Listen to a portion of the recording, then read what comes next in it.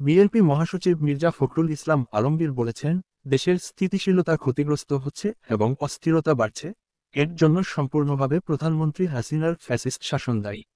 তিনি বলেন, আমাদের সতর্কতার সাথে এগোতে হবে, সফলতা পেতে ধীরে ধীরে অগ্রসর হতে হবে। অন্ধকার দূর করতে আলো ছড়িয়ে যেতে হয়, আলোকবর্তিকা জ্বালিয়ে পথ চলতে হবে। যুক্তরাষ্ট্র সফর শেষে ঢাকায় ফিরে বিমানবন্দরের সাংবাদিকদের কাছে এসব কথা বলেন। এক প্রশ্নের উত্তরে বিএনপি মহাসচিব অপারেশন ডেভিল হান্ট অভিযানের সিদ্ধান্তকে স্বাগত জানিয়েছেন।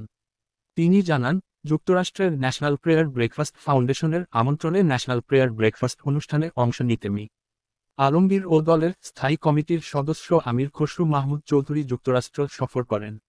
ঢাকায় ফিরে সাংবাদিকদের এক প্রশ্নের জবাবে মি আলমগীর বলেন, বাংলাদেশ ছাত্র জনতা হাসিনা সরকারের বিরুদ্ধে অভ্যুত্থান করে সফলতা অর্জন করেছে।